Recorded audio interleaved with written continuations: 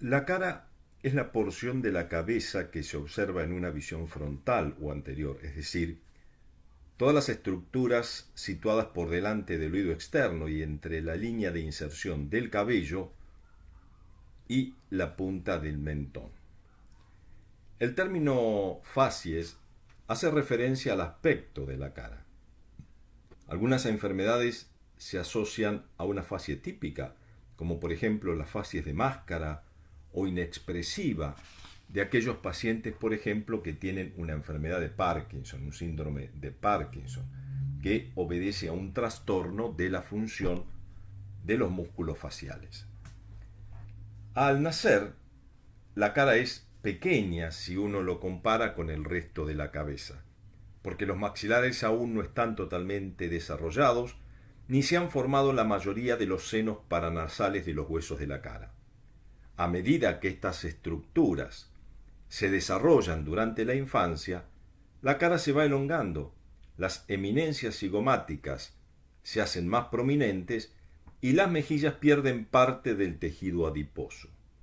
La mejilla infantil tiene un aspecto redondeado como consecuencia del cuerpo adiposo bucal situado entre el músculo buccinador y los músculos superficiales de la cara. Estos cuerpos adiposos de las mejillas se hallan presentes también en el adulto, aunque son muchos menores que en los niños pequeños.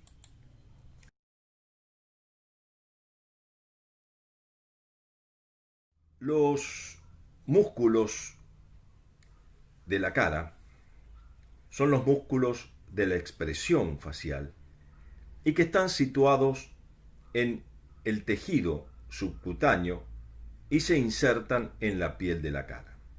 Estos músculos permiten mover la piel y cambiar nuestra expresión facial, transmitiendo los diferentes estados de ánimo. La mayoría de los músculos faciales se insertan en huesos o fascias y determinan diversos efectos según la tracción cutánea que se realiza. Estos músculos no mueven el esqueleto de la cara. Y desde ya, anticipando en cuanto a la acción de estos músculos, todos estos músculos faciales, todos los músculos de la mímica, están inervados por el séptimo par craneal.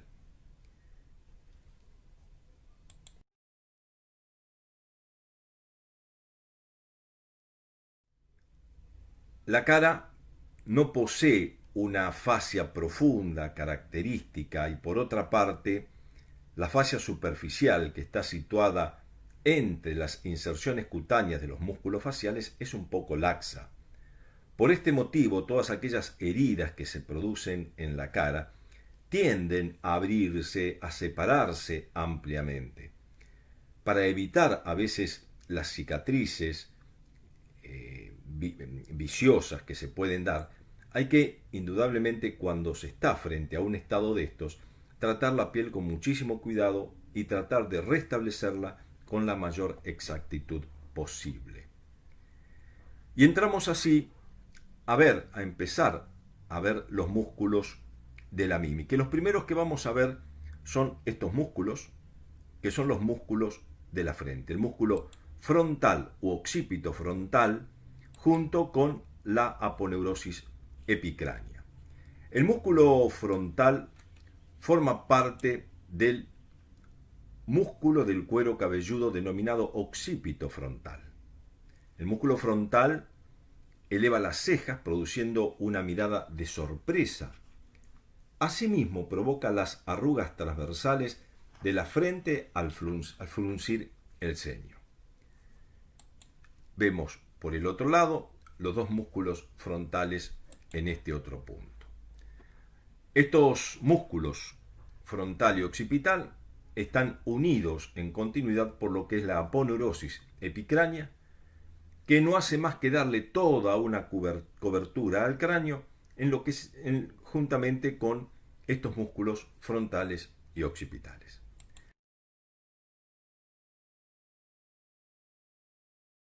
Músculos peribucales. Y existen varios músculos que alteran la morfología de la boca y de los labios, al cantar, al hablar, al gesticular. El esfínter de la boca, que se utiliza por ejemplo para silbar, es el músculo orbicular de la boca. Los músculos dilatadores se irradian fuera de los labios como los radios de una rueda. Cada uno de los músculos que se van a describir a continuación, tiene muy poca importancia en general para la mayoría de los profesionales sanitarios. Vamos a mencionarlos brevemente y en realidad lo que importa es en el conjunto. Así tenemos uno de los primeros músculos, el elevador del labio superior y del ala de la nariz, que por arriba se inserta en el maxilar y se divide en una serie de tiras musculares que se insertan en el cartílago del ala de la nariz y del labio superior. Este músculo eleva ambas estructuras. Otro, el músculo depresor del ángulo de la boca, también se llama triangular, según otra nomenclatura. Deprime, como su propio nombre indica, el ángulo de la boca. Las fibras posteriores del músculo platisma contribuyen a este movimiento. El músculo elevador del ángulo de la boca, o también se puede denominar canino, se inserta por arriba en el borde infraorbitario y por abajo en el ángulo de la boca, elevándolo al mismo tiempo. Dos músculos, el músculo cigomático mayor y el cigomático menor. El cigomático mayor, que se extiende desde el hueso cigomático hasta el ángulo de la boca, tracciona superolateralmente del ángulo de la boca durante las expresiones de risa o sonrisa. Y el cigomático menor es una delgada tira muscular que se dirige oblicuamente desde lo que es el hueso cigomático hasta el músculo orbicular de la boca y ayuda a elevar el labio superior al mostrar contento o a deprimir el surco nasolabial al mostrar tristeza. Seguimos. El músculo elevador del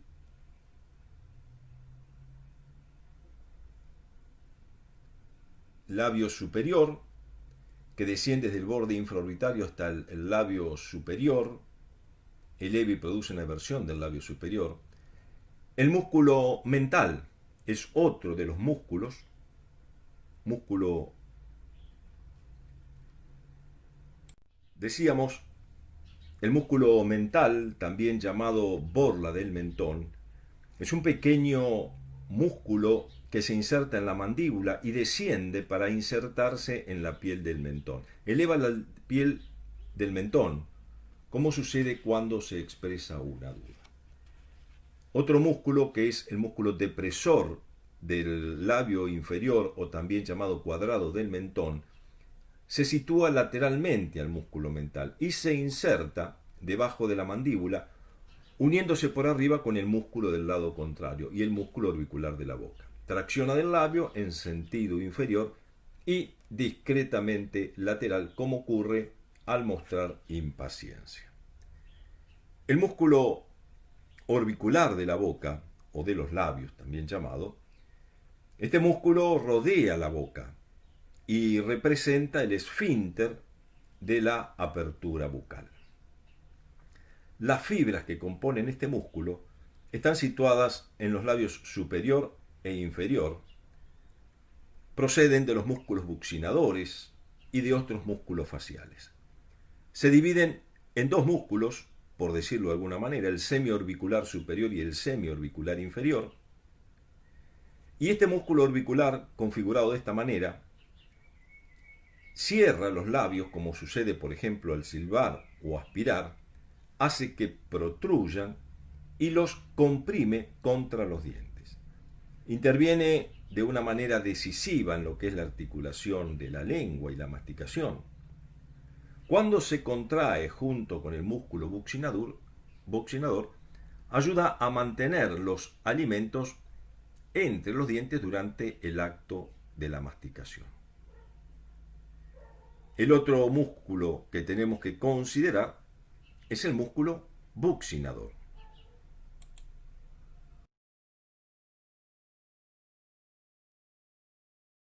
El buccinador es el músculo que forma la pared lateral de la boca.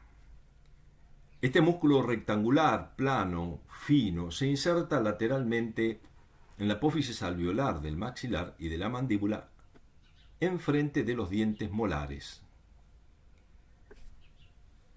Medialmente sus fibras se entremezclan con las del músculo orbicular de la boca. El buccinador, en cuanto a su función, ayuda a la masticación y a la deglución al comprimir las mejillas contra los molares durante la masticación, introduciendo el alimento entre las caras oclusales de los dientes. También se utiliza para silbar, para aspirar, al empujar las mejillas contra los dientes. Este músculo buccinador recibe este nombre porque comprime las mejillas al soplar, como por ejemplo cuando sucede cuando un músico toca un instrumento de viento como es la trompeta.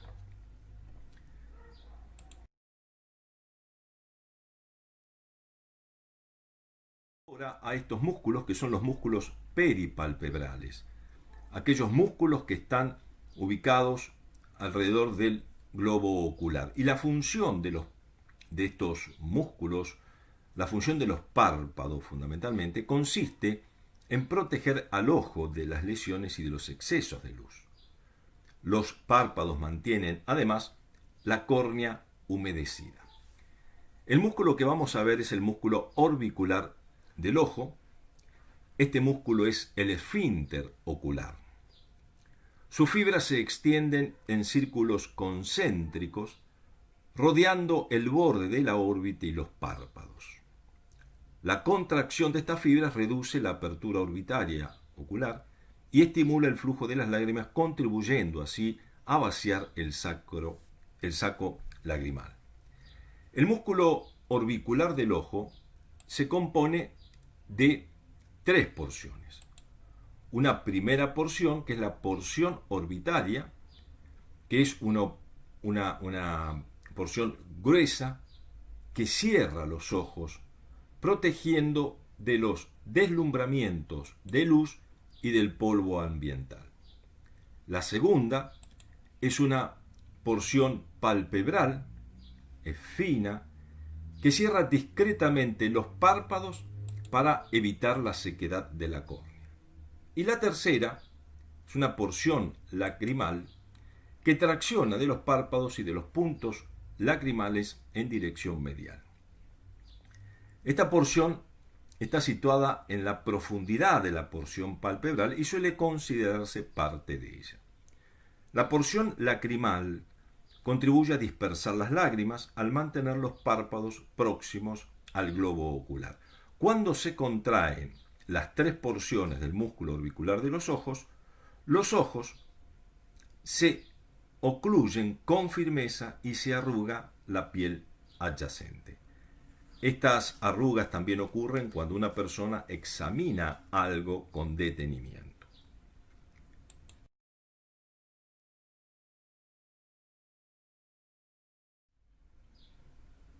Vamos ahora a los músculos que rodean al tercer gran orificio, que es la nariz, y estamos hablando de los músculos perinasales. El músculo nasal es el principal músculo de la nariz y se compone de una primera porción transversa que comprime el orificio nasal y otra porción alar que lo dilata. El compresor del orificio nasal, que a veces también se lo llama piramidal, se origina en la porción superior de la cresta canina del maxilar, por encima de los dientes incisivos, y se dirige superomedialmente hasta el dorso de la nariz. Esta porción comprime la apertura nasal anterior, ventana nasal. El otro, el dilatador del orificio nasal, o también se lo conoce como miltiforme, se origina en el maxilar, por encima de la porción compresora y se inserta en los cartílagos alares de la nariz. Ensancha la apertura nasal anterior y tracciona del orificio nasal hacia abajo, como ocurre en los estados de temor y angustia. Tiene importancia a veces conocer estos músculos. En general, la mayoría de los músculos de la mímica no son músculos que se puedan, digamos, discernir desde el punto de vista clínico, pero sí en conjunto tienen importancia fundamental. En el caso de estos músculos nasales, si bien son insignificantes las acciones que tienen, sin embargo, a veces en la clínica médica se observa el efecto de este músculo porque puede llegar a tener una importancia diagnóstica. Así, por ejemplo, las personas que realmente respiran por la nariz pueden dilatar claramente los orificios nasales. Sin embargo, aquellos con el hábito de respiración bucal, es decir, aquellos que respiran con la boca, provocan, por ejemplo, por una obstrucción de la nariz en forma crónica, presentan una disminución o incluso a veces hasta una incapacidad para dilatar los orificios nasales, y eso se puede llegar a ver precisamente en esa primera consulta. Otro de los músculos que también se hace mención y que estos músculos se pueden apreciar o adquieren importancia desde lo que es la cirugía estética es el músculo prócer, que es una pequeña tira muscular que se continúa con el músculo occipito frontal. Se dirige desde la frente, pasando por el puente de la nariz, en donde se inserta en la piel que está situada por encima de la glabela. El músculo prócer tracciona hacia abajo de la porción inferior de la ceja, causando arrugas transversales sobre el puente de la nariz. Esta acción reduce probablemente el deslumbramiento frente a una luz solar intensa. También, otra función es que se contrae para fruncir el ceño. Y en esta imagen lo que estamos viendo es la acción del músculo prócer, es decir, cuando el músculo prócer se contrae, produce este efecto, que a veces puede ser más o a veces puede ser menos, dependiendo de cada paciente. Y vamos a la siguiente.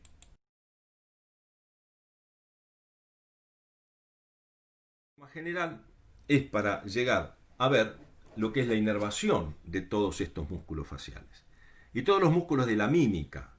Esto es crucial y es realmente muy muy importante saberlo. Están inervados por el séptimo par craneal, que es el nervio facial.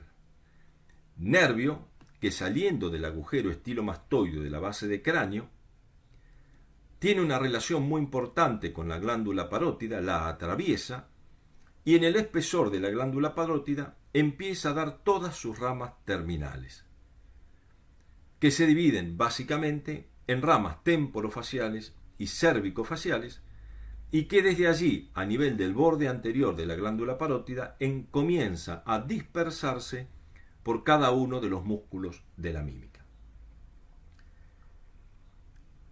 Cuando se lesiona este nervio,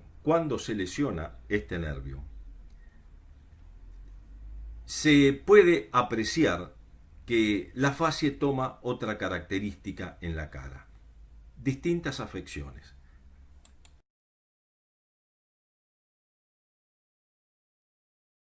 Cuando se produce una paresia de un nervio, la paresia es una debilidad, o bien se puede producir una parálisis, y eso significa una desaparición de los movimientos voluntarios, de todos o de parte de los músculos faciales del lado afectado puede ocurrir. La parálisis, es decir, la desaparición de los movimientos voluntarios del nervio facial, de causa desconocida, se lo conoce en la práctica médica como parálisis de Bell, porque puede ocurrir generalmente ante exposiciones importantes al frío. La causa más frecuente de esa parálisis de Bell es la inflamación del nervio facial cerca del orificio estilomastoideo, del orificio de salida de la base de cráneo. Esta inflamación determina a nivel del tronco nervioso una serie de alteraciones fisiológicas, edemas, tumefacción del nervio, por ejemplo, porque comprimen las fibras nerviosas a su salida en el agujero estilomastoideo. Los pacientes que tienen esta parálisis facial no pueden cerrar los ojos, ni tampoco los párpados del lado afectado, así también como que el ojo del mismo lado no se lubrica adecuadamente, y estas personas son incapaces de silbar o tocar un instrumento de viento o masticar eficazmente. Con la debilidad o la parálisis también afecta al músculo buccinador. Los alimentos y la saliva escapan fuera de la boca o se acumulan en el vestíbulo. Y las líneas de expresión de la piel de la cara, producidas por los músculos faciales, se borran. La distorsión facial se debe a la contracción de los músculos contralaterales no lesionados. Esto es simplemente esta última parte para advertir o para ver cuál es la importancia que tienen conocer estos músculos en forma general, recordar fundamentalmente la inervación por el séptimo par craneal, que es de crucial importancia. Así que con esto damos por finalizada la exposición de los músculos de la mímica. Muchas gracias.